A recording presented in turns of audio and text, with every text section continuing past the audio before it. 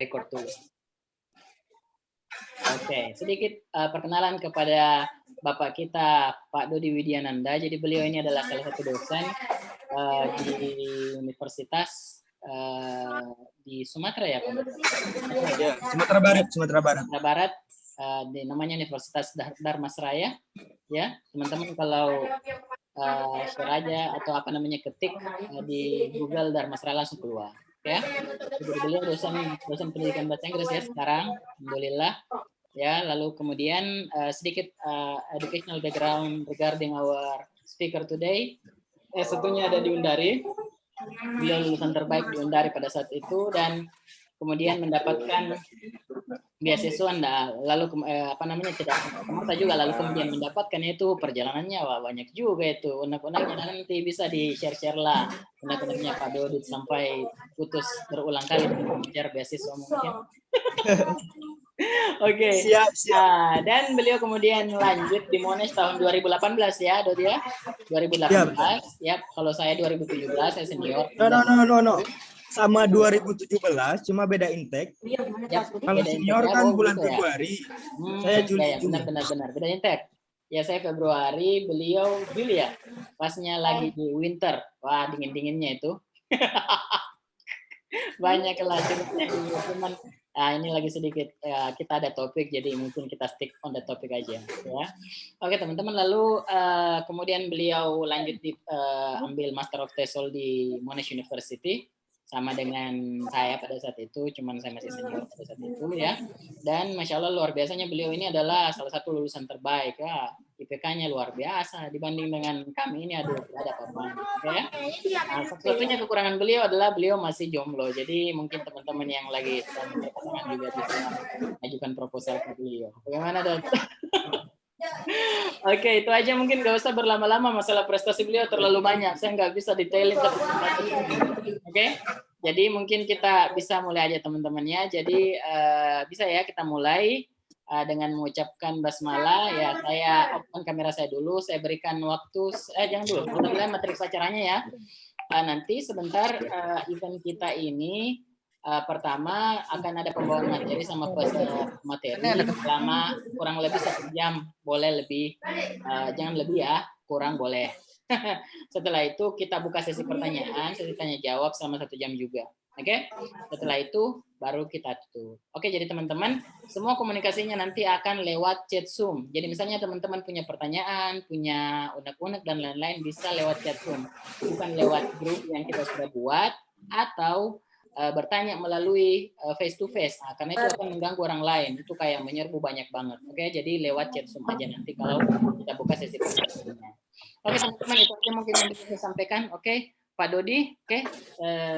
Thank you very much. Oke, silahkan saya berikan waktunya kepada Pak Dodi. Oke, time's yours guys. Oke, thank you. Oke, Bismillahirrahmanirrahim. Assalamualaikum warahmatullahi wabarakatuh. Sebelumnya saya ucapkan dulu terima kasih kepada mentor saya, guru saya, Kanda Al-Furqan M. TESOL MPD ya. Gelarnya sangat banyak sekali sampai saya lupa. SPD, S2-nya 2 kali ya, M. TESOL sama MPD. Ada aja kamu. Salah satu senior hebat saya, senior hebat, panutan yang selama ini selalu saya jadikan sebagai referensi dalam setiap langkah, termasuk dalam berkarya di bidang pendidikan. Dan terima kasih kepada Melvin Flinders telah mengundang kita sebagai salah satu pemateri. Saya tidak ingin terlalu kaku ya dalam sesi ini. Kita santai saja, apalagi ini malam minggu, malamnya para anak muda, jadi nggak usah kaku-kaku. Kita nanti selain penjelasan materi, nanti kita juga ada sesi tanya jawab dan lain sebagainya. Itu saya rasa. Oke, tanpa berlama-lama ya. Kemarin saya ditugaskan atau diperintah nih sama Kanda Furqan untuk membahas tentang cara menulis esai LPDP yang powerful. Sebenarnya prinsipnya ya, ini untuk introduction, untuk kenalan secara singkat. Sebenarnya prinsip dasar dalam menulis essay itu bagaimana sih kita sebagai penulis itu memasarkan sebuah produk yang berkelas. Saya analogikan seperti itu. Kenapa saya katakan menulis essay itu sama dengan memasarkan produk yang berkelas? Karena ini kan ajang kita dalam melakukan pencitraan, ya, pencitraan diri, baik itu dalam bidang akademik, dan lain sebagainya. Jadi secara prinsip memang menulis essay itu kita menjual produk. Tapi saya selalu sampaikan nih di banyak-banyak forum, termasuk kepada mahasiswa saya di Undari, menulis essay itu benar kita menjual produk, tapi produknya berkelas. Berbeda ketika kita menjual suatu barang yang hanya bersifat obralan, berbeda. Jadi menulis essay itu kesimpulannya kita menjual produk berkelas, bukan obral. Artinya apa? Di sini tentu ada perbedaan yang sangat signifikan. Contohnya saja ya, ketika kita, ini saya analogikan ke dalam makanan dulu sebagai pengantar. Kalau kita membuat produk itu dengan baik, kita desain dengan semenarik mungkin, kita kasih semacam atribut, dikemas dengan baik, otomatis harganya meningkat, naik. Bandingkan dengan produk yang maaf ya, walaupun nanti rasanya enak, banyak varian mutunya, tapi kalau kita jual atau kita pasarkan dalam, maaf ya, di kaki-kaki 5, itu harganya tidak meningkat. Ya stagnan saja. Begitu juga dalam menulis essay. Dalam menulis essay kita harus fokus. Ya. Setiap hal yang kita uraikan dalam bagian essay itu harus fokus. Pembahasannya fokus. Tidak boleh kita mengobral setiap hal. Oke lah, contohnya. Kita punya banyak pencapaian. Pencapaian di bidang akademik, non-akademik, mendapatkan IPK yang tinggi, berprestasi dalam bidang-bidang karya tulis ilmiah contohnya, dan lain sebagainya. Tapi dalam menulis essay, sekali lagi saya tekankan, kita harus memaparkan sebuah pencapaian yang benar-benar itu monumental. Fokus saja. Tidak usah diutarakan semuanya. Juara balap karung disampaikan, juara 1 dalam lomba karya tulis ilmiah juga ditulis. Jangan-jangan. Intinya dalam menulis essay, karena kita menjual sebuah produk yang berkelas, ya tentu kita harus fokus terhadap suatu keunggulan. Dan selain fokus, tentunya dalam menulis essay yang kita tulis itu harus otentik. Tidak dibuat-buat. Ya, jadi dalam menulis essay, konten yang kita buat itu harus real story. Jangan sampai make up story, dibuat-buat. Karena saya yakin kalau cerita yang dibuat-buat, mengada-ngada, saya yakin asesor, orang-orang yang menilai essay kita akan langsung paham. Meskipun nanti kita buat semenarik mungkin, sebagus mungkin. Tapi kalau itu bukan berdasarkan real story, saya rasa essay kita, tulisan kita tidak akan pernah diterima oleh penerima atau penyedia beasiswa yang nantinya akan dinilai oleh para asesor atau penilai. Jadi saran saya, selain harus fokus dalam penulisan essay yang kita buat juga harus otentik. Dan berkaitan dengan otentik, saya berikan salah satu contoh ya. Contohnya nih, dulu waktu saya melamar atau menulis essay waktu mendaftar beasiswa ya, tahun 2016 waktu itu saya daftar pertama kali. Saya menulis waktu itu di salah satu essay saya di personal statement. Yang saya tulis adalah bahwa background saya pendidikan bahasa Inggris nih.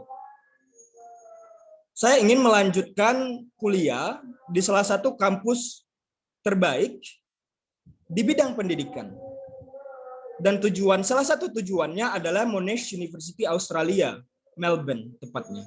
Kenapa saya memilih kampus ini? Karena menurut riset saya baca-baca dari berbagai macam sumber, Monash ini kan salah satu kampus terbaik ya di bidang pendidikan.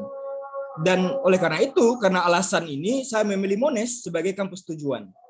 Dan setelah selesai studi, saya ingin apa yang saya rengkuh, apa yang saya dapatkan di Monash, saya bisa mengaplikasikannya di kampung halaman saya. Contohnya, secara konteks nih, di kampung saya itu terus terang ya teman-teman, tepatnya di Dharmasraya, Sumatera Barat, itu belum boleh dikatakan belum ada penyelenggara atau penyedia kursus-kursus bahasa Inggris yang berkualitas waktu itu. Belum ada. Oleh karena itu di SC saya paparkan, setelah taman, setelah menyelesaikan pendidikan, saya ingin suatu saat setelah menyelesaikan studi, saya ingin membuat atau menyelenggarakan kursus-kursus bahasa Inggris yang berkualitas. Karena di Dharmasraya, di kampung saya belum ada. Meskipun hari ini saya masih privat ya, belum sekeren Kanda Furkon lah yang sudah punya lembaga ya. Tapi setidaknya saya mampu mengisi ruang kosong yang ada di daerah saya.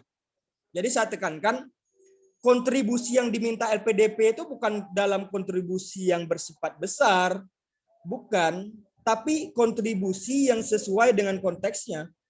Seperti yang saya utarakan tadi, di kampung saya nggak ada nih kursus bahasa Inggris yang berkualitas. Oleh karena itu saya ingin menuntut ilmu di salah satu kampus terbaik di luar negeri, sehingga saya punya pengalaman, mendapatkan knowledge yang berkualitas di sana, sehingga setelah selesai studi saya ingin pulang kampung mengedukasi masyarakat, generasi muda yang ada di Dharmasraya terhadap pentingnya bahasa Inggris dan bagaimana sih cara mempelajari bahasa Inggris dengan baik dan efektif. Jadi kontribusi yang kita utarakan di tulisan kita nanti saat melamar beasiswa nggak harus pencapaian-pencapaian yang monumental, tapi pencapaian yang benar-benar tepat sasaran, sesuai dengan konteksnya. Ya kalau pencapaian-pencapaian besar kan porsi masing-masing prestasi itu kan berbeda-beda. Setiap orang kan punya porsi masing-masing. Setiap orang punya keahlian masing-masing. Ya kalau mereka yang bergerak di bidang politik contohnya, tentu salah satu pencapaian monumental yang akan mereka kerjakan mungkin menjadi politisi yang bermanfaat untuk masyarakat kan. Tapi kalau kita yang bergerak di bidang pendidikan pasti juga muaranya juga berkarya di bidang pendidikan. Jadi kata kunci yang ingin saya sampaikan ketika nanti menulis sebuah tulisan untuk melakukan proses aplikasi mendaftar beasiswa, jangan dipaksakan kita untuk punya prestasi besar tapi itu tidak sesuai dengan konteksnya. Karena yang dibutuhkan oleh LPDP sang sponsor beasiswa adalah generasi muda yang mampu bermanfaat untuk semua, meskipun itu bukan, kalau dipandang oleh orang-orang lain bukan sebagai prestasi yang besar, tapi setidaknya itu sesuai dengan konteks. Contohnya konteks yang dibutuhkan. Jadi itu untuk pengantar ya. Jadi saya ingin menekankan di awal bahwa ketika kita ingin mendaftar beasiswa, kita harus punya prestasi besar, bukan. Tapi punya suatu hal khusus yang sesuai dengan kebutuhan atau konteks yang dibutuhkan oleh orang banyak. Karena kan menurut semacam sebuah pandangan kita sebagai umat beragama, sebaik-baiknya manusia kan manusia yang bermanfaat untuk semua. Jadi itu yang ingin saya tekankan Kanda Furkon dan semuanya sebagai pengantar atau pembuka dalam sesi kali ini. Oke, saya lanjutkan ya. Oke, pada sesi kali ini, malam ini saya akan membagi sesi ini ke dalam 3 bagian. Pertama yaitu terkait dengan prinsip penulisan esai itu seperti apa sih, prinsip-prinsip yang harus kita tekankan, yang harus kita pegang, sehingga nanti esai kita itu benar-benar memberikan kesan yang luar biasa untuk para pembaca, terutama para asesor atau penilai aplikasi kita nanti saat mendaftar beasiswa. Oke, itu yang pertama. Yang kedua, jenis-jenis tulisan atau esai apa saja sih yang diminta oleh LPDP? Nanti kita uraikan juga jenis-jenisnya. Karena setiap lembaga beasiswa saya yakin punya kriteria yang berbeda, punya jenis esai yang berbeda, sehingga karena kita hari ini fokusnya temanya fokus dalam LPDP, jadi tentu saya akan membahas jenis tulisan atau esai dalam aplikasi beasiswa Lembaga Pengelola Dana Pendidikan atau LPDP, sesuai dengan pengalaman, pengetahuan yang telah saya jalani. Meskipun nanti tidak sempurna, setidaknya nanti adalah beberapa hal yang bisa saya paparkan kepada teman-teman, sehingga nanti saat menulis esai untuk mendaftar beasiswa di LPDP, teman-teman sudah punya gambaran, baik itu secara umum maupun secara spesifik nanti. Oke, itu yang kedua. Yang terakhir, struktur penulisannya harus seperti apa sih? Struktur penulisan esai yang ideal dan efektif itu seperti apa? Jadi ini yang kita pelajari. Pertama, tentang prinsip penulisannya. Yang kedua, jenis esainya. Dan yang terakhir, strukturnya seperti apa. Nanti kita juga ada simulasi, nanti kita minta juga para peserta memberikan semacam gagasannya dalam bentuk tulisan, tidak perlu panjang-panjang, tapi nanti sesuai dengan konteksnya di akhir sesi itu. Jadi langsung saja ya, kita masuk ke prinsip esai pertama. Yang pertama itu tulisan yang kita buat itu tadi saya sudah singgung juga ya di introduction, di pembukaan, bahwa esai kita itu yang pertama kali harus original. Dia tidak dibuat-buat. Jangan karena kita semacam di-force, dituntut untuk menguraikan prestasi-prestasi yang monumental, tapi akhirnya kita terjebak dalam sebuah jebakan yang sebenarnya tidak sesuai dengan kriteria. Contohnya ya mengarang cerita tidak sesuai dengan pengetahuan, tidak sesuai dengan pengalaman yang pernah kita jalani. Jangan sampai melakukan ini. Karena apa? Karena nanti walaupun nanti esai kita tembus nih, contohnya lulus seleksi administrasi. Tapi kan nanti setelah seleksi administrasi ada wawancara ya. Ada seleksi selanjutnya, seleksi substansi. Salah satunya wawancara. Dan pada saat wawancara LPDP itu biasanya yang ditanyakan juga adalah apa yang kita tulis dalam tulisan.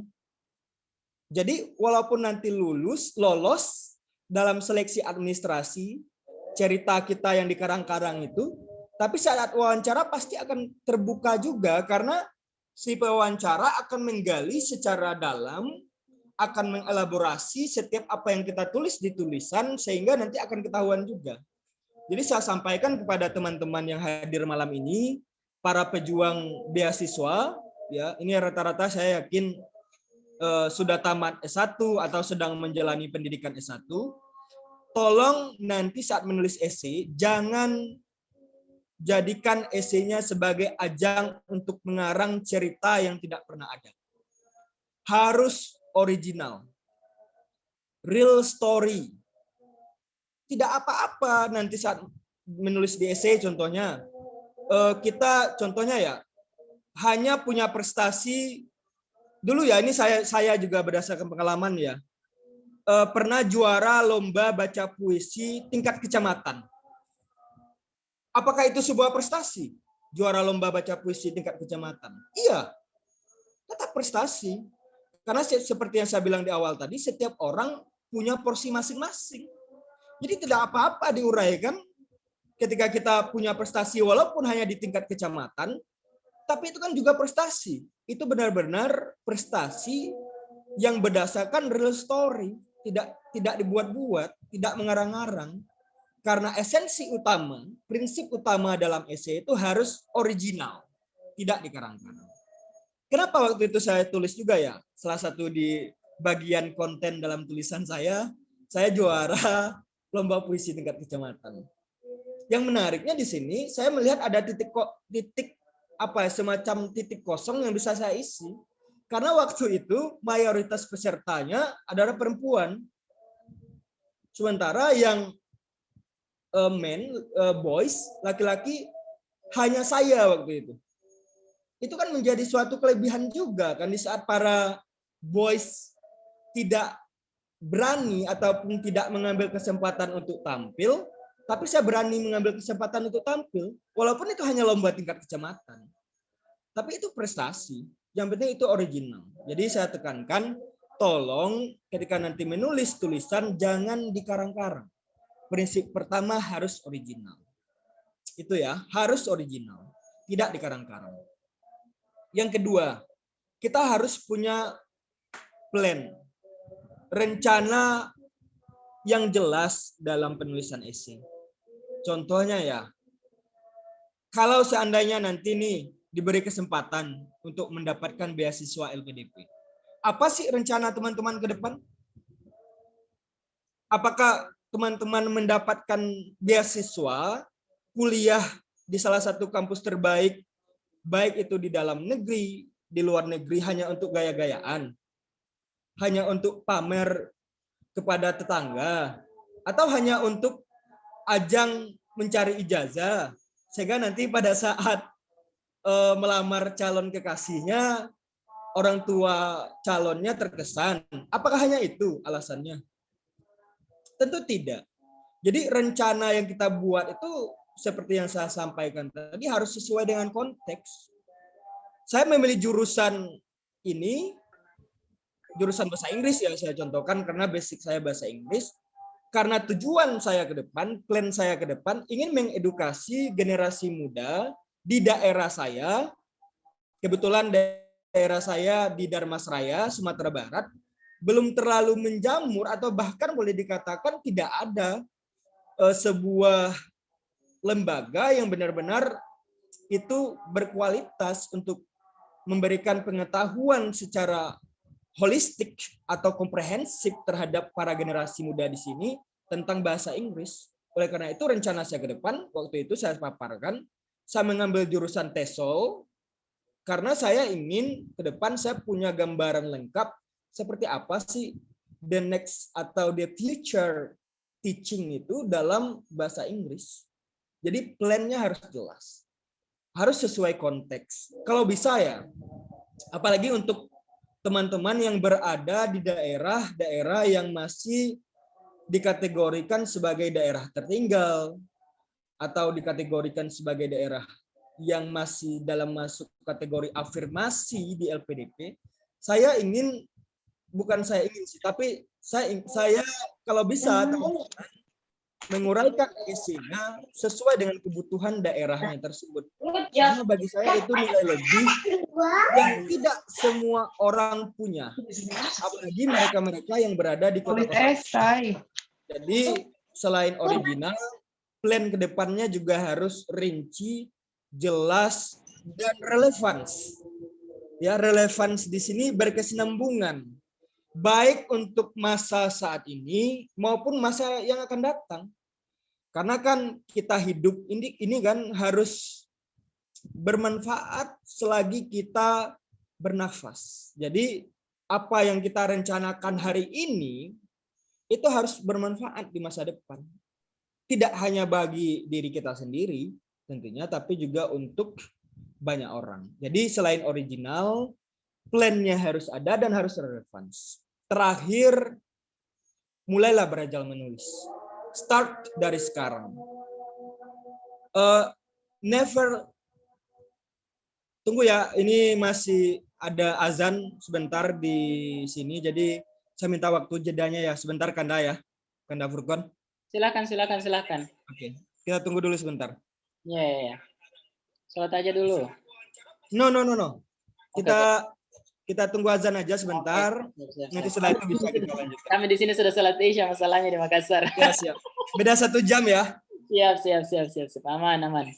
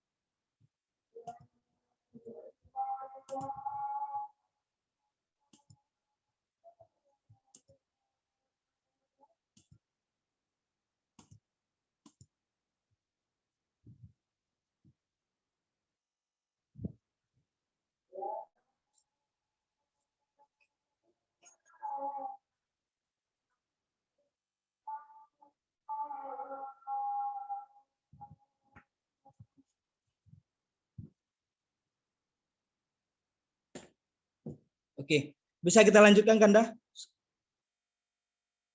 Halo? Halo? Silakan, Tafadhal, silakan. Oke.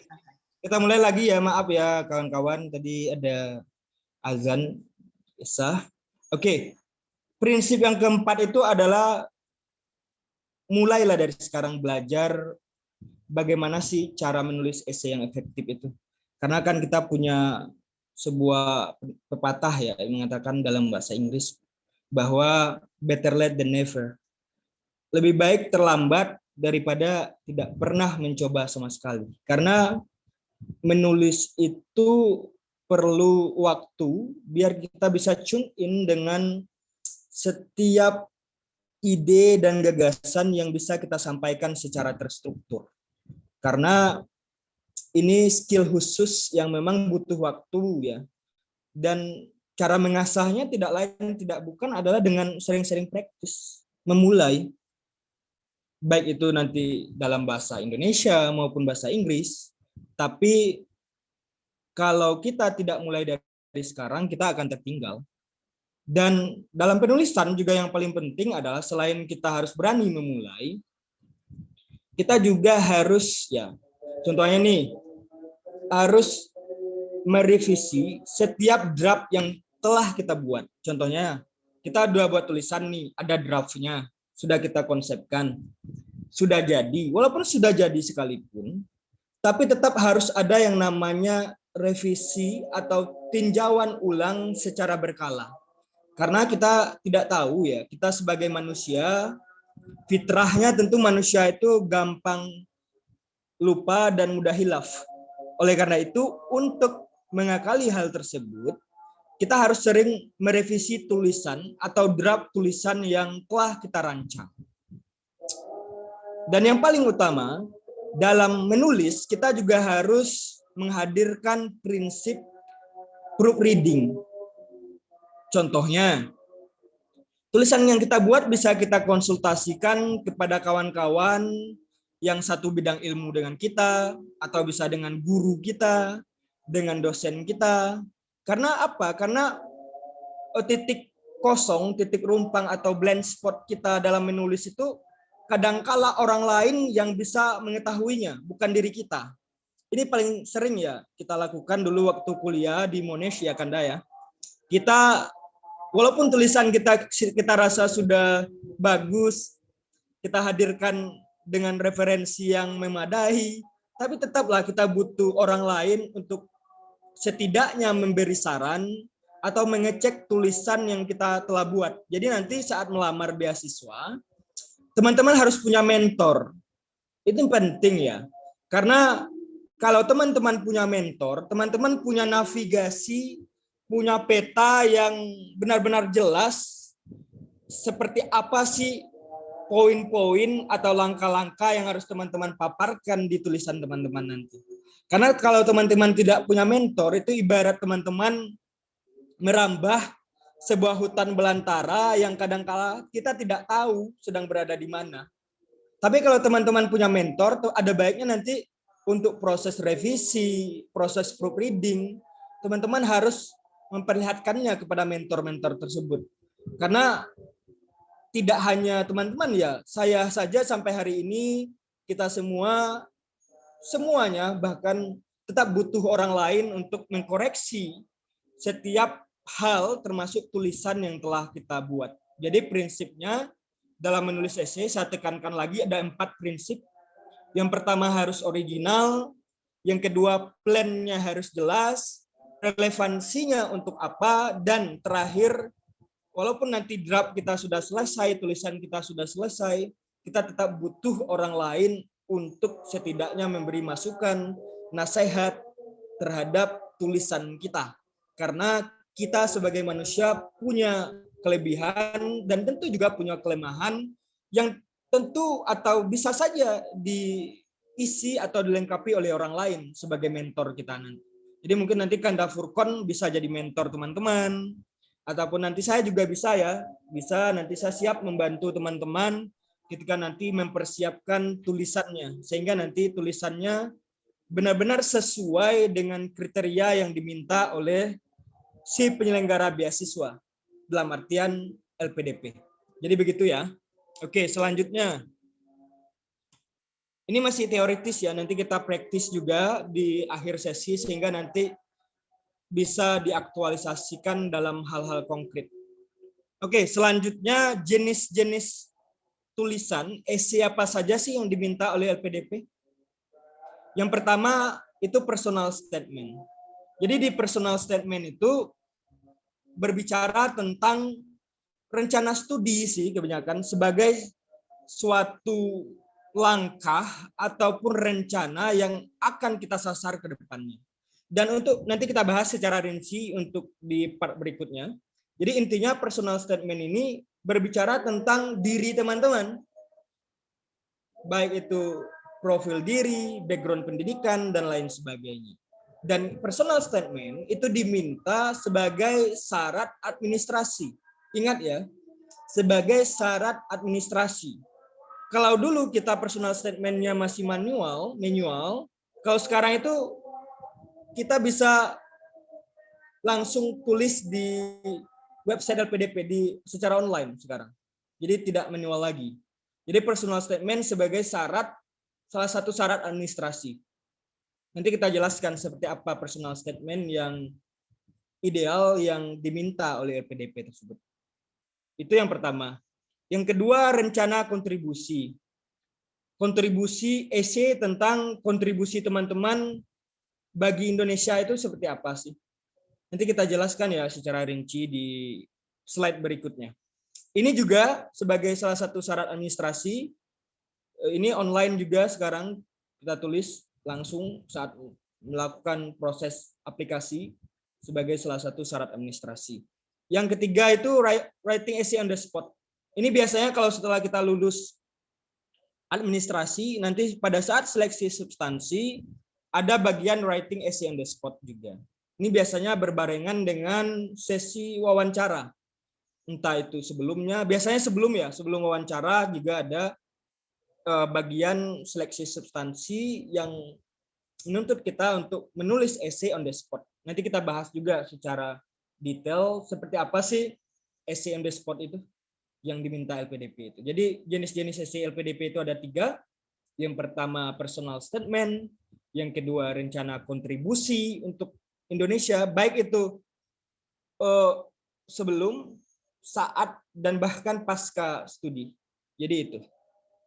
Jadi ada 3. Yang terakhir writing essay on the spot. Oke, yang pertama ya kita bahas personal statement.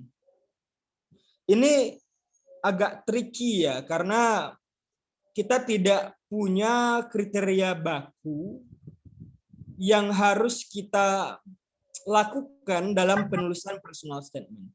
Tapi setidaknya berdasarkan pengalaman yang telah saya jalani dengan awardi LPDP lainnya, kita bisalah sedikit memberi gambaran. Meskipun tidak ada panduan saklek atau baku tentang personal statement yang ideal itu seperti apa. Jadi komponen-komponen dari personal statement itu biasanya yang pertama ya, itu menguraikan tentang background pendidikan kita saat S1. Tapi harus singkat dan padat. Jurusan teman-teman saat S1 apa? Background pendidikannya apa? Dan saat menjalani pendidikan S1 itu di bidang non-akademik maupun akademik, apa sih yang teman-teman lakukan? Ya, kalau untuk background pendidikan saya rasa harus singkat dan padat. Itu bisa antara rentang 100 sampai 150 kata saja sebagai pembuka awal, pengantar utama tentang statement personal kita dalam essay tersebut. Uraikan background pendidikan kita, apa saja yang telah kita perbuat selama kita menjalani studi yang tentunya sesuai dengan background kita, ataupun nanti di luar background, itu nanti masuknya ke non-akademik. Jadi itu yang pertama. Yang kedua, ini yang paling penting, pengalaman non-akademik. Jadi saya tekankan di sini ya, ini kita terus terang aja, kita katakan secara gamblang saja ya, biar clear di sini, biar jelas bahwa LPDP itu meminta kita yang tidak hanya cerdas secara akademik, tapi juga non-akademik. Jadi yang diminta itu benar-benar sosok orang-orang yang tidak hanya fokus di bidang akademik, tapi juga non-akademik. Jadi kalau kita saat S1 itu hanya sekedar kupu-kupu, kuliah pulang, saya rasa agak susah untuk tembus beasiswa LPDP. Itu kita clear saja, kita terus terang saja. Ada sih beberapa teman-teman yang ini berdasarkan tuturan mereka ya. Salah satu teman, saya tidak menyebutkan nama, dia bilang saat S1 dia memang tidak aktif di bidang non-akademik, baik itu di organisasi, kegiatan sosial, atau kegiatan-kegiatan yang bersifat sukarelawan. Tapi persentasenya tidak banyak. Hanya segelintir saja yang bisa lolos LPDP, yang mana mereka hanya fokus di bidang akademik saja. Karena yang diminta LPDP ya, mereka-mereka yang baik di bidang akademik berprestasi, punya nilai lebih, tapi di bidang non-akademik juga. Baik itu di organisasi, baik itu internal, eksternal kampus, kegiatan-kegiatan sosial, dan lain sebagainya. Tapi yang harus teman-teman tanamkan juga, yang harus teman-teman tekankan juga, yang kita tekankan juga di sini, tidak harus kegiatan-kegiatan sosial itu ataupun organisasi-organisasi itu yang kita ikuti itu dalam berskala besar, tidak juga. Sekali lagi kata kuncinya adalah sesuai dengan konteks dan kebutuhan orang banyak, terutama orang-orang di sekitar kita.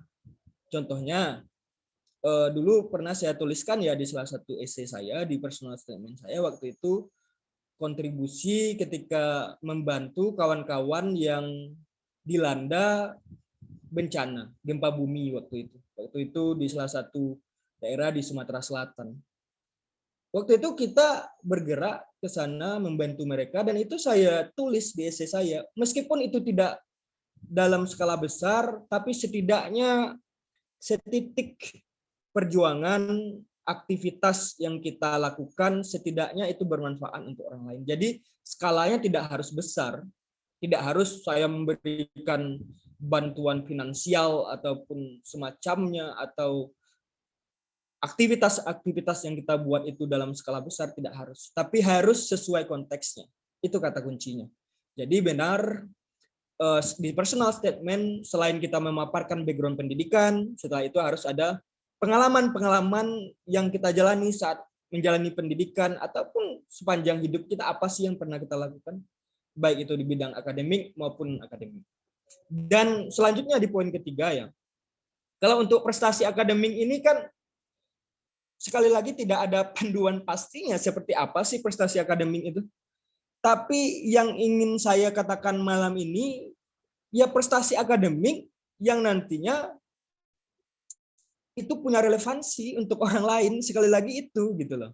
Apakah prestasi akademik itu nilai kita harus tinggi, IPK kita harus tinggi, harus 3, sekian terus, harus 4, tidak.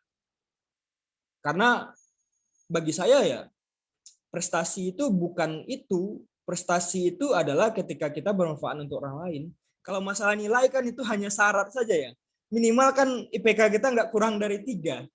Kalau sudah 3 saja kan kita sudah bisa daftar beasiswa LPDP.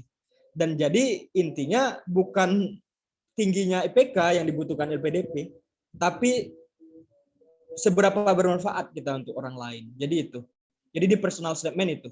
Selanjutnya, setelah menyelesaikan studi sarjana, apa sih kegiatan yang kita buat?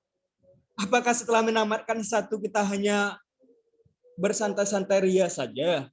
Atau hanya fokus untuk menambah nilai lebih atau kualitas diri kita secara pribadi saja? Tidak. Yang dibutuhkan oleh LPDP adalah sebuah nilai lebih, meskipun nanti setelah kita selesai S1 kita tidak punya pekerjaan tetap, tapi setidaknya kita masih tetap berkarya. Dan ini saya rasa ya penting juga kita tekankan pada saat menulis personal statement.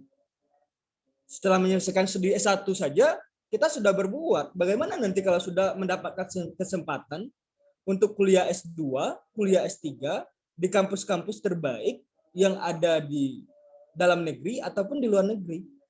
Dan itu saya yakin akan membuat para asesor terkesan dengan apa yang kita uraikan di esai gitu. Jadi itu. Yang terakhir, setelah ini ya semacam ini kata kuncinya yang tadi sering saya ulang-ulang. Jika mendapatkan beasiswa LPDP, peran apa sih yang saya mau ambil setelah studi? Peran apa sih yang ingin saya lakukan setelah selesai studi? Dan ini saya garis merah ya. Ini sekali lagi harus sesuai dengan needs. Harus sesuai dengan kebutuhan. Terutama kebutuhan orang banyak. Kemaslahatan orang banyak. Ini kata kunci yang harus kita tekankan. Contohnya tadi ya, seperti yang saya katakan di awal. Saya ingin kuliah mendalami ilmu dalam pedagogy in English, karena nanti setelah selesai studi, saya ingin nih punya sebuah semacam modal ketika kembali ke daerah nanti, saya punya modal kuat untuk memberikan edukasi kepada generasi muda yang ada di daerah saya tentang seperti apa sih pembelajaran bahasa Inggris itu di masa depan dan pedagogi apa yang appropriate, yang cocok untuk diterapkan di daerah ini. Jadi itu. Jadi harus sesuai dengan needs di personal statement itu. Jadi kata kunci yang paling utama di personal statement adalah peran apa sih yang kita mau ambil setelah selesai studi itu. Apakah contohnya di bidang lain ya di bidang politik contohnya. Setelah selesai ini mau ngapain sih? Ataupun di bidang ekonomi. Contohnya nih, sekarang kita sedang dilanda wabah COVID-19 yang mana berdampak terhadap banyak sektor termasuk sektor ekonomi UMKM kan. Usaha mikro, kecil dan menengah. Dan untuk itu saya rasa bisa kita jadikan sebagai sebuah peluang kalau background teman-teman ekonomi. Contohnya teman-teman ingin mempelajari ekonomi kreatif atau digital marketing di luar sana sehingga nanti teman-teman setelah menyelesaikan studi, teman-teman punya modal yang kuat, punya bekal yang mumpuni untuk bisa teman-teman terapkan di daerah ataupun kota-kota tempat teman-teman berasal. Dan itu kata kuncinya. Jadi personal statement itu. Jadi ada 5 background pendidikan, pengalaman non-akademik, pengalaman akademik, kegiatan-kegiatan yang dijalani setelah menyelesaikan S1, dan peran apa yang mau diambil setelah studi. Jadi itu. Itu ya untuk personal statement. Yang kedua, kontribusi bagi Indonesia. Saya banyak ya teman-teman yang memperlihatkan tulisannya, draft tulisannya kepada saya ketika mereka mau menerima atau mendaftar beasiswa. Saya melihat ada 3 kesalahan fundamental yang dilakukan teman-teman ini ketika menulis esainya. Ada beberapa teman lah yang memperlihatkan tulisannya kepada saya sebelum mereka daftar beasiswa. Kesalahan pertamanya itu kadangkala kontennya itu tidak menjawab pertanyaan. Maksudnya yang diminta kontribusi untuk Indonesia. Manfaat ke depan untuk Indonesia. Tapi isinya tidak sesuai. Isinya malah banyak bercerita tentang kelebihan-kelebihan diri yang kadangkala menurut saya tidak perlu juga untuk dipaparkan semuanya. Karena kita sekali lagi prinsip yang tadi saya jelaskan di awal harus fokus saja. Karena kan dalam menulis itu kan yang seperti yang saya jelaskan tadi, kita menjual produk yang berkualitas, bukan mengobrol barang. Kalau mengobrol oke lah, kita jual ini, kita jual ini, kita jual itu, semuanya kita obrol. Tidak, kalau di menulis esai kita memasarkan produk yang berkualitas saja. Jadi isi konten esai kita itu harus menjawab pertanyaan gitu loh. Jangan sampai esai kita itu tidak sesuai dengan kriteria yang diminta. Itu kesalahan yang pertama. Yang kedua, isinya tidak rinci, tidak well elaborated gitu loh.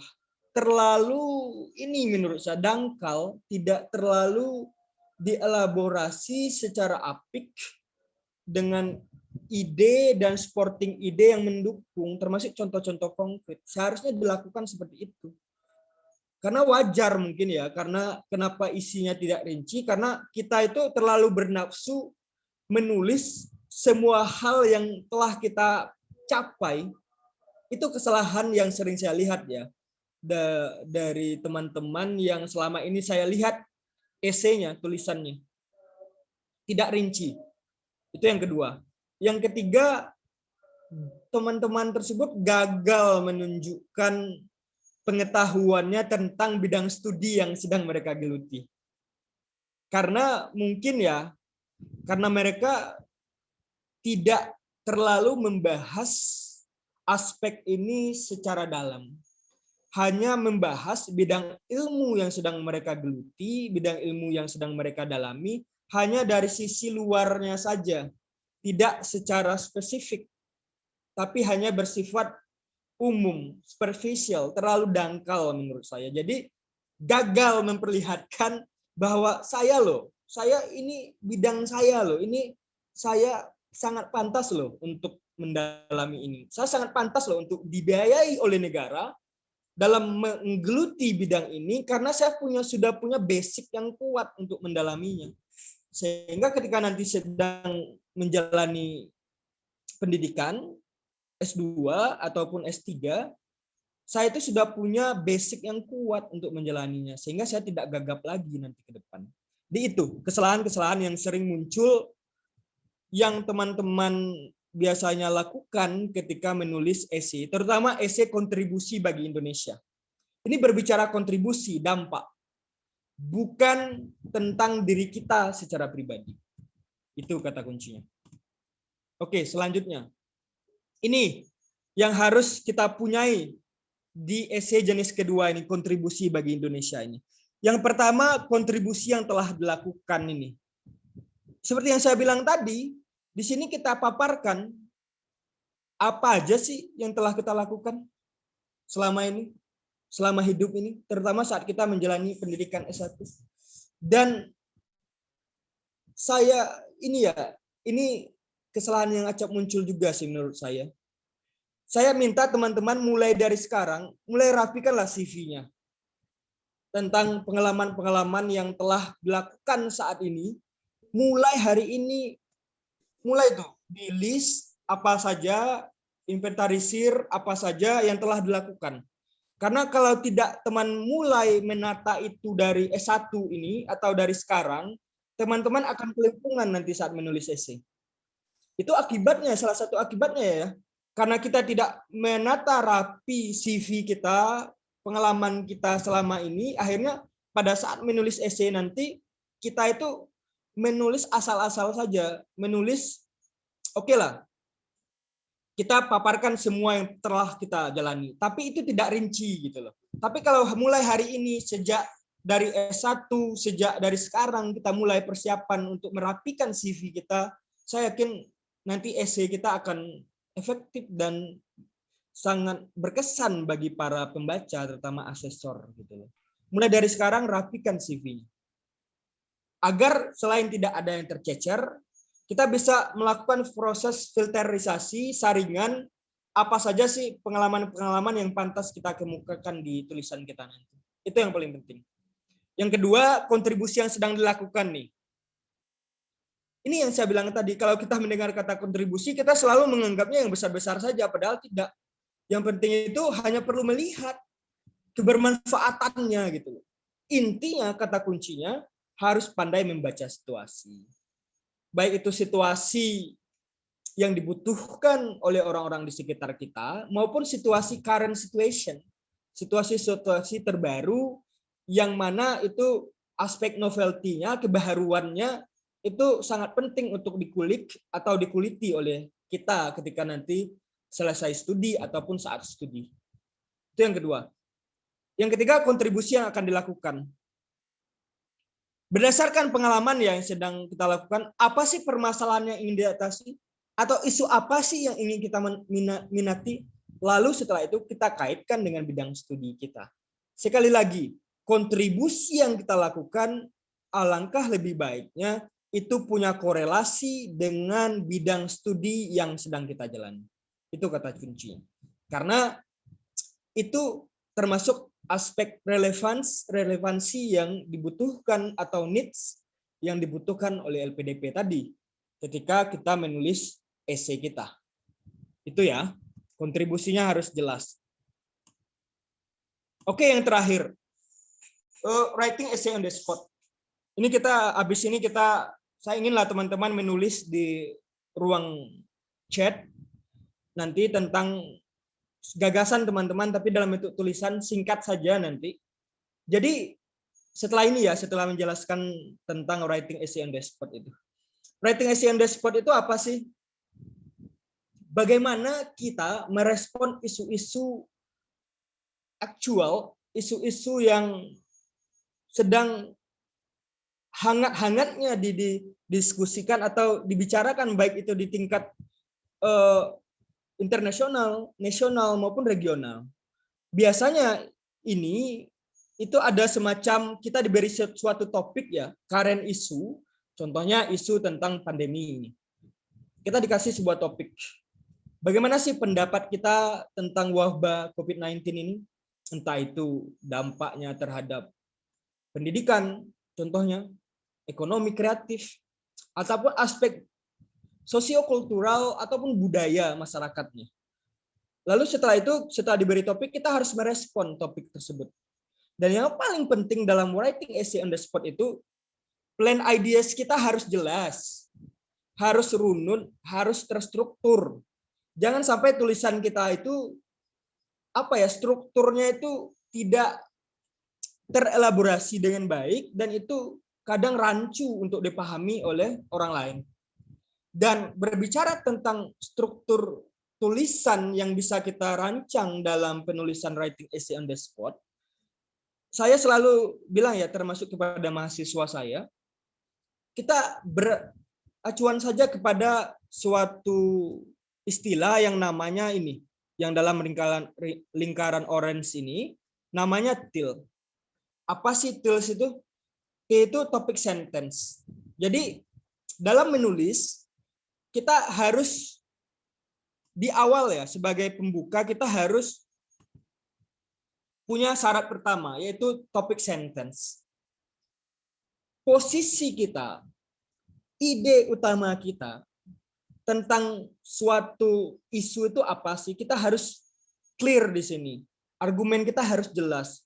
Kalimat pembuka kita, ide pokok kita harus jelas di sini. Jadi harus topic sentence-nya harus jelas. Entah itu topik sentence-nya nanti statement point awalnya itu harus jelas. Jangan sampai terbolak-balik. Di awal kita berbicara hal spesifik, hal berikutnya kita baru membahas hal umum. Tidak. Harus mulai dari hal umum dulu. Topik sentence-nya harus jelas dulu. Setelah itu ada kedua namanya explanation. Apa itu explanation? Ide penjelas untuk mendukung ide utama tadi, untuk mendukung topik sentence tadi. Jadi setelah kita paparkan topik sentence kita harus elaborasi. Kita harus jelaskan secara rinci, secara elaboratif, sehingga semua orang paham, setidaknya bisa melakukan menafsir tulisan kita dengan baik dan efektif gitu loh. Karena kan dalam tulisan ya, yang paling paham apa yang kita tulis tentu diri kita, bukan orang lain. Oleh karena itu harus strukturnya harus jelas gitu. Setelah ada topik sentence harus ada eksplanasinya, elaborasinya harus ada. Setelah itu ada kedua namanya example, contoh atau evidence. Harus ada bukti konkret dalam tulisan kita itu, harus ada contoh konkret. Sehingga selain ada ide penjelas, harus diikuti juga oleh contoh-contoh yang relevan, yang konkret, yang itu menunjang atau semacam sebagai penjelas dari paparan kita di awal tadi. Jadi itu ada topic sentence, explanation, example atau evidence. Yang terakhir itu link. Link itu bisa kita kaitkan ke paragraf sebelumnya atau paragraf sesudahnya. Atau link ini kita bisa melakukan restatement. Pernyataan ulang terhadap gagasan awal kita di topik sentence. Saya contohkan ya biar lebih ini. Contohnya nih, di topik sentence-nya saya membahas tentang pedagogi. Contohnya, pedagogy is the art of teaching. Kan tidak semua orang paham pedagogi itu seperti apa. Saya yakin hanya orang-orang yang di bidang pendidikan yang paham ini. Jadi kita contohkan, kita paparkan di topik sentence-nya, pedagogy is the art of teaching. Pedagogi itu seni dalam mengajar. Apa sih seni dalam mengajar itu? Lalu fungsi explanation yang kedua inilah untuk menjelaskan topik sentence tadi. It means, contohnya ya, teachers are required to use technology or method effectively. Contohnya pedagogi itu kan seni dalam mengajar. Artinya guru dituntut untuk kreatif menggunakan teknologi, media dalam mengajar. Itu kan eksplanasinya, penjelasnya. Setelah itu kita beri contoh. For example, contohnya dalam mengajarkan bahasa Inggris, guru bisa mengakomodir teknologi seperti Moodle, Google Classroom, atau Zoom ketika menjelaskan materi-materi dalam bahasa Inggris. Lalu terakhir baru kita simpulkan, kita linkkan. Kita simpulkan bahwa pedagogi itu is essential in teaching process, not only for general aspect but even for very specific aspect. Jadi seperti itu. Jadi kerangka konsep kita dalam menulis itu harus jelas. Topik sentence-nya harus jelas, ide pendukungnya harus jelas, contoh konkretnya harus jelas, dan kita harus linkkan, simpulkan, atau kita koneksikan ke paragraf sebelumnya atau paragraf sesudahnya. Jadi kalau kita menggunakan struktur seperti ini, esai kita itu bisa kita kategorikan lah sebagai esai yang koheren, nyambung, dan juga kohesif, padu. Sehingga benar-benar selain kita punya pengetahuan yang komprehensif tentang isu yang sedang dibahas, tapi tulisan kita, paparan kita juga bisa terbantu, bisa jelas oleh pembaca karena kita melakukan proses strukturisasi atau struktur esainya yang benar-benar efektif dan terstruktur. Jadi seperti itu. Jadi seperti itu ya untuk writing essay on the spot. Oke, next. Oke, nanti ini sudah hampir 1 jam. Oke, ini salah satu sampel questions ya yang biasanya muncul di writing essay on the spot. Karena biasanya di writing essay on the spot itu mereka ingin menggali pengetahuan kita tentang current isu-isu terbaru yang benar-benar itu sedang topical debate atau bahkan hal-hal krusial yang harus segera dihentaskan atau dijawantahkan di tengah-tengah masyarakat. Contohnya ini. Mungkin karena saat ini pandemi ya, saya rasa salah satu prediksi essay on the spot yang akan muncul salah satunya ini tentang UMKM yang terdampak akibat wabah COVID-19.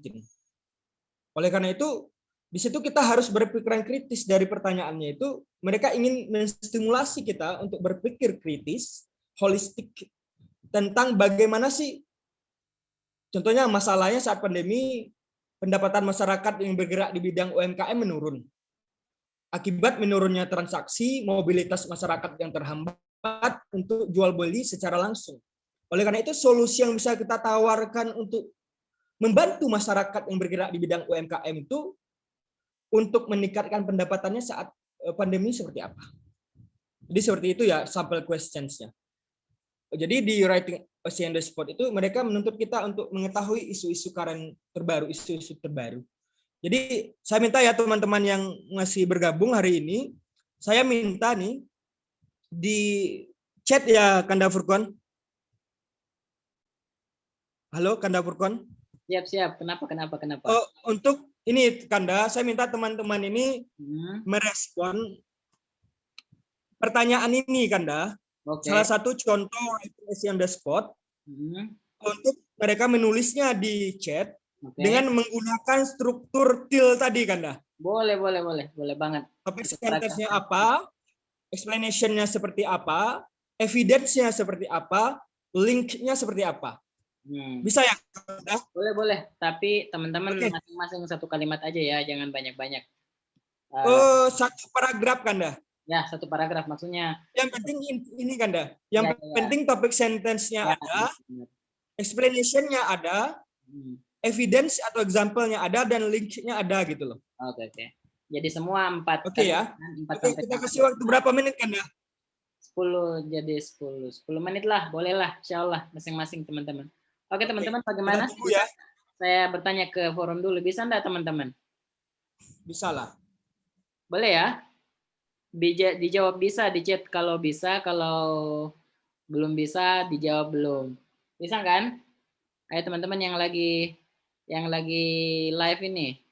Mbak Asmayanti, Mas Alfianto, ayo Mbak Cita, Mbak Debbie, bisa ya teman-teman?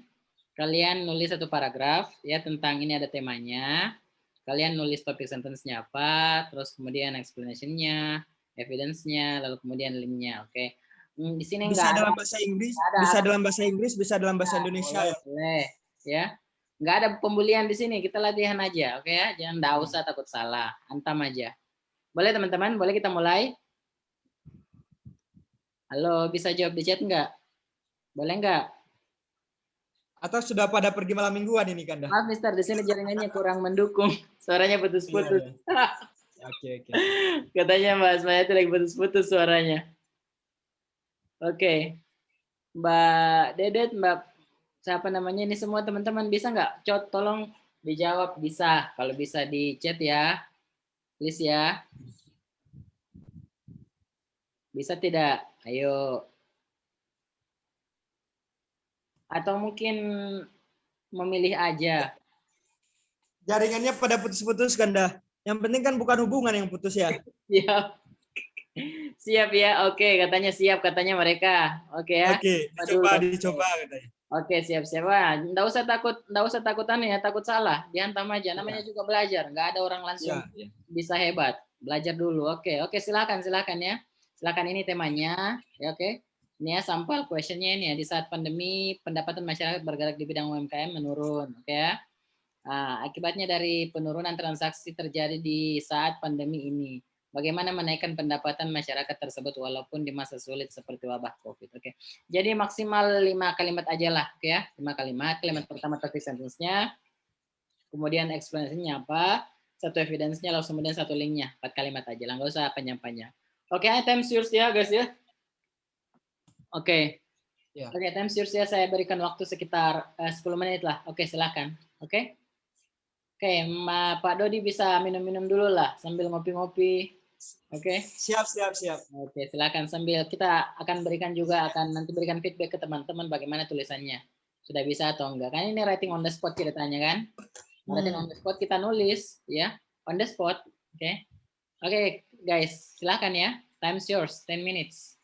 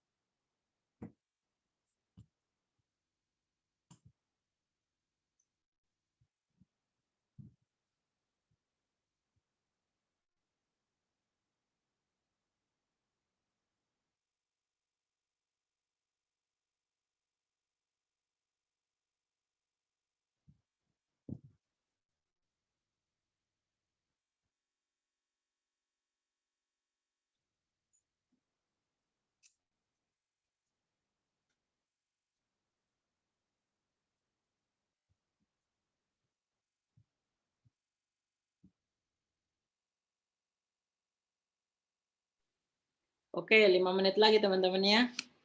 5 more minutes. Dihantam aja. Sudah setelah itu langsung dikopas aja masuk ke chat. Oke ya.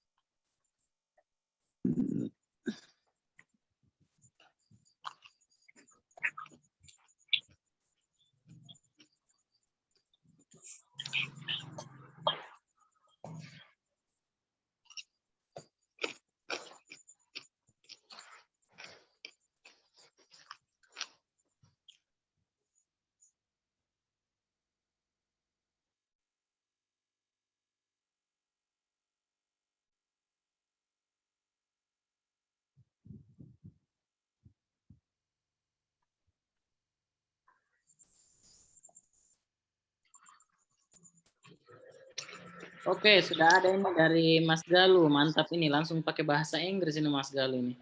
Luar biasa, sudah siap-siap berangkat ke ini, ke Eropa. Amin. Yang lain, ngikut ya yang lain ayo. Mumpung lagi ada master ini, master kita Pak Dodi Widiananda ini. Ini bukan emas ini. Oke, siap ya, oke ya. Bukan Mas ya? Galuh Prasetya. Ini mahasiswa saya ini Kanda. Oke, itu Mbak. Baru semester 1. Itu Mas atau Mbak? Mbak baru semester 1 Oke, ini. siap. Saya kira Mas. Oke, siap-siap. Yang lain ayo. Ayo Mbak Yona, hantam aja Mbak Yona. Bahasa Indonesia juga nggak ada masalah.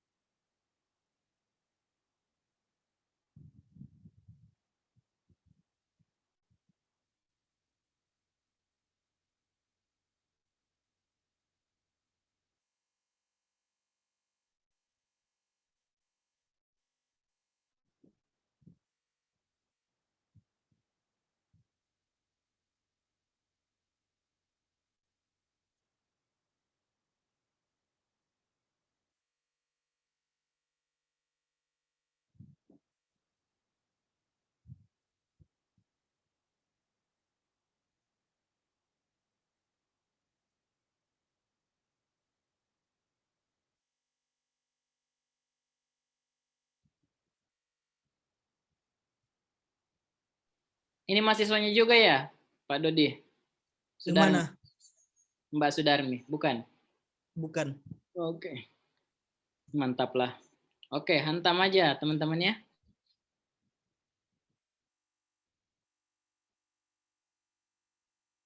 Oke, 3 menit lagi teman-teman ya. Silahkan dihantam aja 3 menit lagi.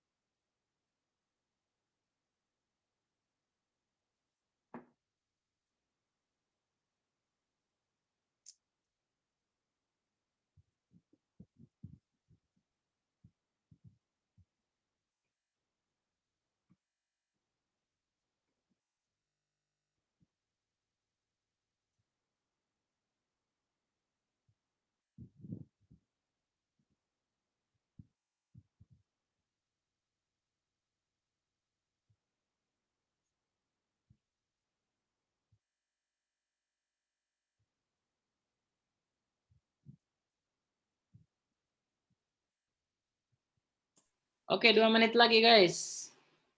Disikat aja.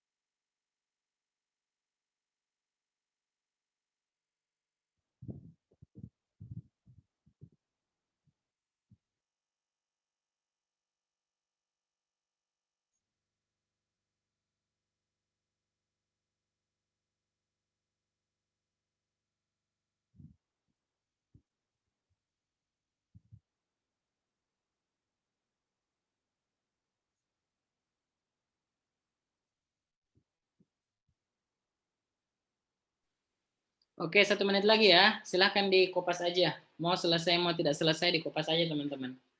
Oke? Mau selesai, mau tidak selesai, dikopas aja. Mau topik sentence-nya aja, explanation-nya aja, topik sentence explanation-nya aja, oke? Atau topik sentence saja, no worries. Oke, silahkan dikopas aja sekarang guys yang bagi ngerjain, yang ikut mau berpartisipasi dalam writing essay.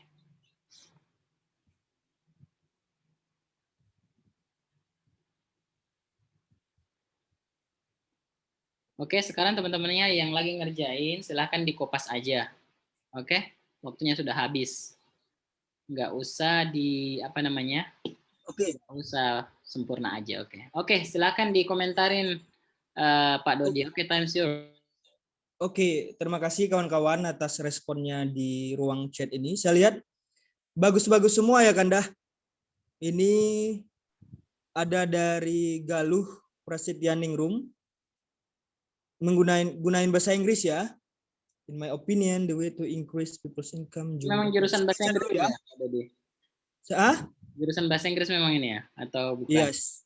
Oh, Yes, bahasa Inggris. Oke. Saya lihat dari Galuh ini, mana tadi ya?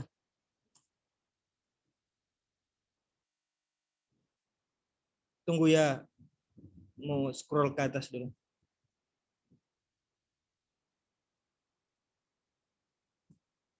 Dari Galuh ini sudah bagus ya, bahwa topik centersnya sudah ada. Dia menyatakan topik centersnya salah satu solusinya adalah sell online, selling snacks through shop with so many interested enthusiasts. That way people still have income and people can still work from home according to government regulation. Oke, ini sudah sangat sesuai kan dengan TIL ya. Cuman untuk masukan ya sedikit saja. Oke. Di awal itu langsung ini saja.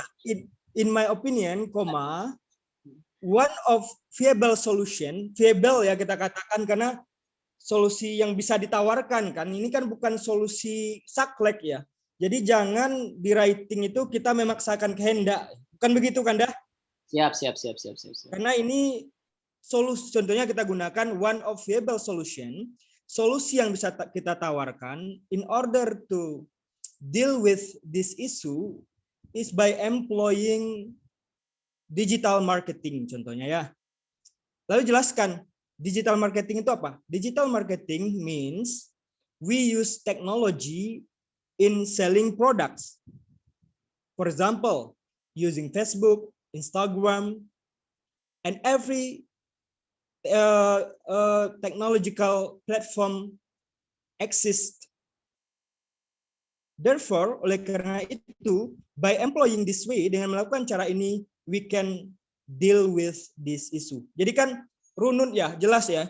Kita katakan topik sentence-nya digital marketing, one of viable solution in order to cope with this issue. It means we use technology, for example, using Instagram, Facebook, hence, dengan demikian, by employing this way, we can handle or tackle or address this problem effectively or well. So, sudah bagus dan tinggal masalah ini ya, masalah sedikit saja grammatical error, but overall that's good, Galuh. Setelah in my opinion itu kasih koma ya. Bah, mantap sekali. Kita harus jeda sebentar. Ya. Peoples itu apostrofnya setelah ini, karena itu jama. Setelah itu titik saja setelah online, lalu setelah itu for example kasih koma lagi. Soon intention, even being able to go outside. That way, kita lebih baik gunakan by implementing this way atau by employing this way, jadi lebih lengkap, tidak parsial. Mungkin bisa overall that's good. Oke, Pak Dodi, mungkin nanti yang dikomentari itu dari segi idenya aja, Pak Dodi, bagus ya. Oh iya, that's good. Tapi that's good. Dari grammatical dan lainnya itu nanti kita akan buat workshop khusus untuk itu di Pak Dodi ya. Oke, siap. Siap. Aja, Pak. Overall bagus. Sudarmi, COVID mengancam bisnis banyak pelaku. Salah satu dampaknya UMKM mengalami penurunan dampak omset. Otoritas menerbitkan peraturan OJK yang dibina. Oke, sudah ada contoh konkretnya ya, regulasi dari OJK harus diselamatkan. Pemerintah menilai bahwa UMKM harus diselamatkan dari dampak hal tersebut karena sektor UMKM tulang punggung perekonomian. Oke, mungkin alangkah lebih baiknya di ini ya tulisan Sudarmi ini lebih ditekankan lagi link-nya atau conclusion-nya di akhir, bahwa penting penekanan bahwa pemerintah harus berperan aktif ataupun proaktif dalam menyelesaikan atau mengentaskan masalah ini, sehingga apa yang sudah dipaparkan di topik sentence itu saling link and match. Jadi menyatu dan terkoneksi semuanya. Tapi bagus juga, Kanda. Berapa ini kita komentari, Kanda? Halo, Kanda? Oke. Dari Rosa. Waktunya 3 aja deh. Oke. Nanti 3 aja. Oke, nanti ini kita bisa jadikan ini ya. Ya, benar. Bagi teman-teman yang mungkin pekerjaannya belum sempat dikomentari Pak Dodi, nanti kita kopas aja ke Pak Dodi, lalu nanti beliau bisa berikan feedback sedikit lah. Lalu kemudian untuk Rosa, izin menyampaikan sudah tidak lazim lagi bahwa sekian besar dampak dari COVID adalah menurunnya UMKM. Titik aja setelah itu ya, karena dalam penulisan ya Kanda, ini masternya Kanda saya ini. Dalam penulisan itu kalau bisa jangan sampai wordy ya, kepanjangan ya. Karena itu akan sangat sulit untuk dipahami oleh pembaca. Karena yang paling tahu tulisan kita, maksud tulisan kita adalah diri kita sendiri. Oleh karena itu prinsipnya tulisan kita itu harus padat dan jelas. Oleh karena itu setelah Rosa sudah menyampaikan sudah tidak lazim lagi bahwa sebagian besar dampak dari COVID adalah menurunnya UMKM. Titik. Setelah itu jelaskan menurunnya UMKM itu seperti apa. Entah itu mobilitas seller dan buyernya, pendapatannya, dan setelah itu diikuti oleh contoh konkret. Ada nggak contoh UMKM di Indonesia yang selama wabah COVID ini itu fail atau tidak survive lagi. Sehingga contohnya terelaborasi dengan baik, konkret, dan itu akan sangat mudah dibaca oleh atau dipahami oleh para pembaca kita. Tapi overall semuanya bagus, Kanda. Terakhir ya, Kanda. Oke, siap. Terakhir. Mana ya? Oke, yang Alfianto ya, Bung Alfianto. Penurunan pendapatan UMKM di Indonesia disebabkan oleh pandemi sejak 2000 lalu. UMKM mengalami permasalahan tenaga kerja akibat pemberlakuan. Cara efektif yang menurut saya untuk menaikkan pendapatan dengan mengubah pola tersebut di offline, kita juga harus memanfaatkan di sini proses belanja online sangat mudah dengan adanya proses pembelian ini. Oke, bagus nih Bang Alfianto ya, topik sentersnya jelas. Mengatakan bahwa permasalahan tenaga kerja itu karena PSBB, solusi yang ditawarkan juga ada, cara efektifnya menurut saya. Oh, diksinya yang alangkah lebih baiknya diubah ya. Cara yang efektif menurut saya itu bisa diubah menjadi diksi yang lebih halus. Salah satu solusi yang bisa kita terapkan atau salah satu solusi yang efektif untuk mengatasi masalah tersebut, jangan langsung to the point mengatakan pendapatan dengan mengubah pola konsumsi. Ini nanti dielaborasi selanjutnya. Jadi pengantarnya juga jelas, elaborasinya juga jelas sehingga nanti mudah dipahami. Tapi ini bagus semua, sangat apresiasi dan semoga nanti di sesi berikutnya bisa kita adakan lagi sesi khusus feedback writing ya Kanda. Oke, siap. Writing Kalau tidak mengganggu Pak Dodi, nanti kami akan adakan lagi kegiatan ya, insya Allah. Untuk khusus feedback ya di dalam writingnya sehingga nanti tidak hanya teoritis, tapi juga praktis. Oke. Ya, itu Kanda bagian overall saya apresiasi kawan-kawan semuanya sangat aktif, bagus-bagus. Dan tilnya sudah sangat jelas, topik sentence-nya sudah ada, saya baca ya. Explanation-nya ada, evidence-nya juga sudah ada, link-nya juga sudah diakomodir dengan baik dan saya rasa teman-teman punya potensi untuk meramu esai yang efektif dan sehingga nanti sesuai dengan kriteria yang dibutuhkan oleh lembaga pengelola dana pendidikan. Begitu Kanda? Oke teman-teman. Oke, karena mungkin Pak Dodi menambahkan sesi workshop, oke ya. Jadi agak kesita waktu kita ke situ sedikit. Jadi teman-teman, khusus untuk sesi pertanyaannya kami cuma buka satu sesi ya. 3 pertanyaan pertama. Oke, silakan diketik siapa yang paling cepat itu yang akan kami layani. 3 pertanyaan aja teman-teman. Silakan via chat. 3 pertanyaan aja ya. Oke, silakan.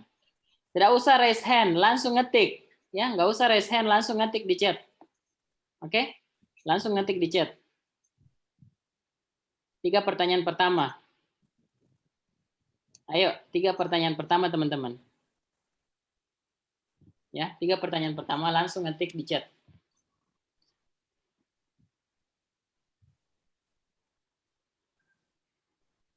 Mau bertanya apa? Oke ya. Kalau sudah 3, yang lainnya sama mendengar aja dah bagusnya. Oke. Ask everything. You can ask everything. Especially about our topic, oke ya. Ayo, pertanyaan pertama nih. Ayo, belum ada keluar ini di chat. Kami malu-malu mungkin. Ya, kami menjadikan chat aja ya sebagai apa namanya teman-teman media komunikasi karena terkadang kalau bertanya langsung itu kacau. Biasa di kelas itu terlalu banyak pertanyaan dan itu bertanya langsung. Ini Uli sudah raise hand ini. Kayaknya ada pertanyaan. Iya ya sudah. Tapi saya lewat chat aja, Oke? Gitu. Lewat chat aja Yuli. Ulia. Lewat chat aja pertanyaannya terus nanti akan dikomentari oleh peserta. Oke. Mas Alfianto ternyata yang pertama. Oke, sembari menunggu pertanyaan silakan dikomentari. Pak. Oke, ini ya pertama ya. Ya, silakan. Kalau ikut organisasi internal di kampus seperti resimen mahasiswa, BPM, apa masih ada kesempatan untuk bisa mendapat beasiswa? Jelas ya. Tadi seperti yang saya katakan prinsip di awalnya ya. kontribusi kita termasuk dalam hal organisasi tidak harus bergabung dalam organisasi-organisasi besar, entah itu internal maupun eksternal. Tapi intinya, ya Bang Alfianto, dalam organisasi itu kita berdampak untuk sesama. Dan dampak untuk orang lain tidak harus skala besar. Setidaknya secercah atau sedikit pergerakan yang kita buat, tapi orang lain bisa mendapatkan manfaatnya. Dan sangat bisa. Sangat bisa, Kanda. Ya, ya, benar. Intinya bukan besarnya, tapi dampaknya. Dampaknya itu juga tidak harus besar, tapi setidaknya sesuai dengan kebutuhan orang lain. Dan mudah-mudahan saya doakan ya, kita doakan semuanya Bang Alfianto, mungkin sekarang sudah selesai S1 atau sedang menjalani pendidikan S1, bisa mendapatkan beasiswa LPDP. Amin, amin, amin. Beliau ini siswa saya, Pak Dodi. Siswa saya di kelas TOEFL ini, Pak Alfianto. Oh, jurusannya apa, Kanda? Ya, oke. Pertanyaan kedua, ayo silakan.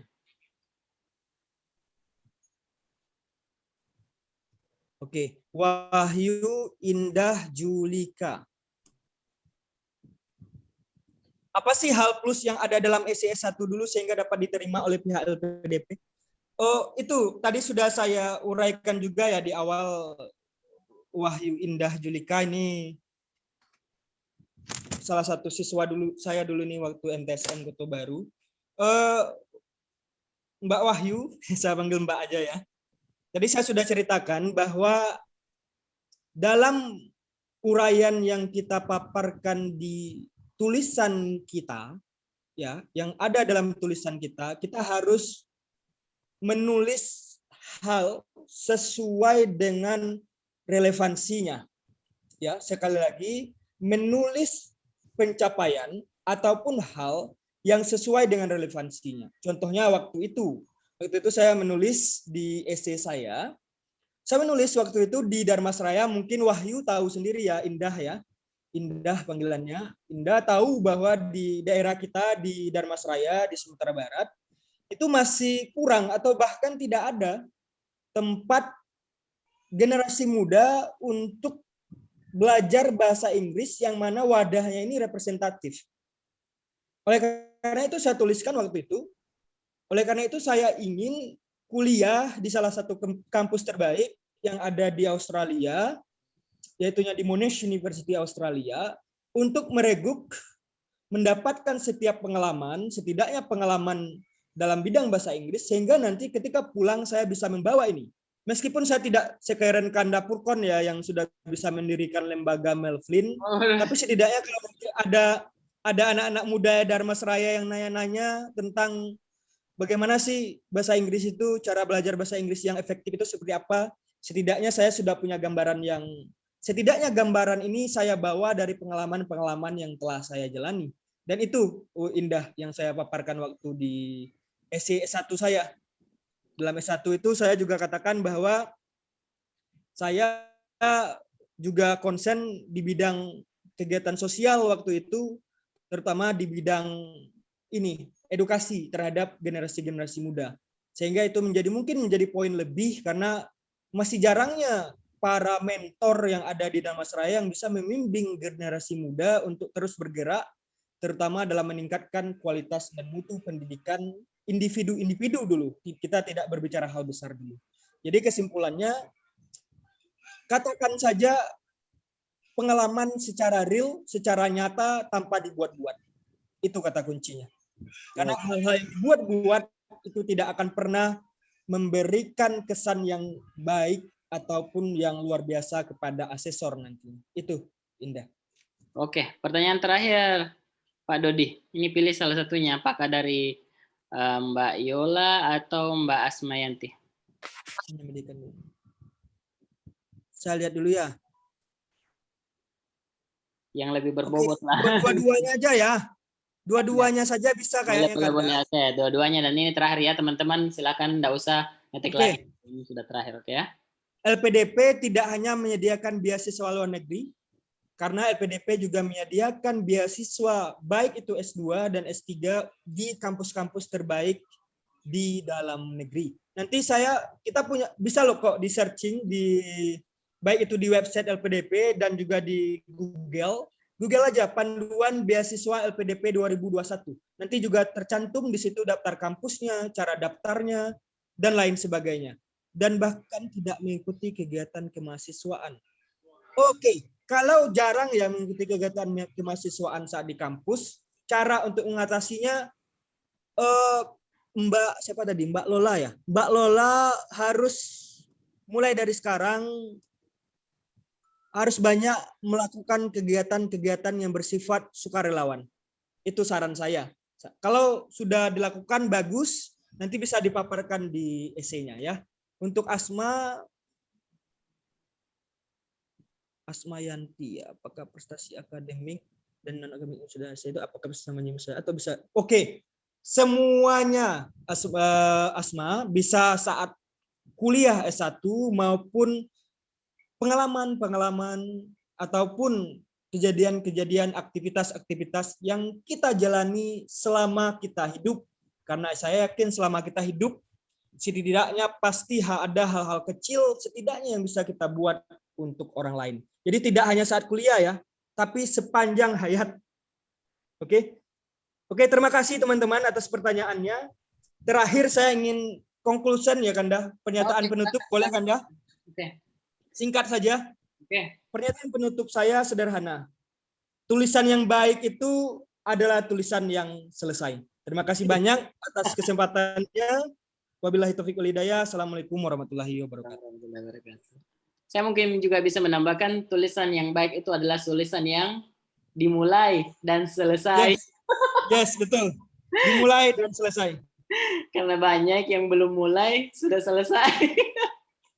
Ya. Akhirnya banyak ya sudah selesai, semangatnya sudah pantang mundur ya, sudah mundur duluan, sudah belum mulai apa-apa sudah mundur duluan semangatnya. Oke, jadi itu mungkin salah satu tambahan dari saya untuk esai LPDP untuk esai ya. Oke, jadi memang teman-teman Masya Allah ya, terima kasih banyak untuk Bapak Dodi ini ya, salah satu dosen terbaik dan mahasiswa terbaik di Monash ini. Ya, luar biasa ini masukannya dan materi hari ini luar biasa sekali ya tentang tentang cara menulis esai ya. Cara menulis esai memang sih banyak mahasiswa yang teman-teman yang bagus tulisannya, tapi cara membawakan dan menjelaskannya kepada orang lain itu terkadang masih susah ya. You understand something is one thing, but you teach something to others is another thing ya. Nah, luar biasa. Pak Dodi ini luar biasa sudah bisa menguasai dua hal ya, bisa memahami dan bisa mengajarkan dengan baik. Masya Allah, mudah-mudahan Pak Dodi nanti insya Allah kalau kami ada kesempatan yang lain kami bisa membuatkan khusus untuk sesi writing ya. Kita akan lebih advance lah. Kalau misalnya nanti saya mau sediakan, nanti kita bisa pakai Google Docs ya, teman-teman bisa langsung ngetik di situ, kita bisa langsung berikan feedback dan lain-lain ya, supaya lebih keren aja ya. Lain kali insya Allah, lain waktu, oke ya. Mumpung Pak Dodi ini masih jomblo, masih banyak waktunya. Wah, kalau saya mah luar biasa ini. Saya sudah berkeluarga dan sudah punya anak, terkadang masih waktunya sudah tersita di situ banyak. Oke, kalau Pak Dodi Masya Allah. Siap, waktunya. Guru. Oke, dan dari bisa kami menyimpulkan ya, luar biasa penyampaiannya Pak Dodi, dan intinya be yourself ya. Do not make up stories, use your own stories, oke? Jadi kalian gunakan story-nya sendiri, nggak usah bermuluk-muluk, santai aja. Dan terkadang LPDP itu dia meminta menjadi seorang leader, kan ada dua jenis teman-teman ya, ada leader, ada juga yang bos, oke? Jadi dia mencari leader biasanya. Kalau bos itu kan suka nyuruh-nyuruh, kalau leader itu ya begitu, dia mengayomi masyarakat. Jadi itu isi esainya juga bisa seperti itu. Oke teman-teman. Selebihnya nanti kalau misalnya teman-teman masih mau mengulang-ulang, nanti kami akan sediakan rekaman Zoom-nya, kami akan upload di IGTV kami, begitu pula juga kami akan upload di channel kami, di channel Melvin. Oke, thank you very much ya. Satu kali lagi terima kasih atas kedatangan Pak Dodi pada hari ini, luar biasa, insya Allah. Mudah-mudahan dibalas kebaikannya. Mungkin salah satu janjinya ke LPDP salah satu hari ini sudah terbayarkan dengan memberikan pencerahan kepada mahasiswa, bukan mahasiswa ya, teman-teman yang mungkin ada beberapa mahasiswa, ada yang sudah berprofesi dan lain-lain yang ingin melanjutkan pendidikan ke luar negeri, oke? Atau ke dalam negeri minimal. Oke, thank you very much Pak Dodi. Ya, terima kasih banyak ya Mas Bro. Oke. Terima kasih banyak juga untuk teman-teman yang sudah datang, oke, sekitar 22 orang ini. Dari Mas Alfianto sampai Mbak Yohana Sari. Oke. Bagaimana Pak Dodi materi anunya katanya, materi PPT-nya bisa di-share nggak? Katanya ada yang minta ini dimasukkan ke grup. Kita share ya. Oke, nanti saya share, dikirim aja. Oh ya. Saya kirim ke Kanda, nanti Kanda kirim di grup WA. Oke, thank you very much. Oke, thank you Mas Bro. Oke, thank you. Terima kasih ya. Terima kasih semuanya.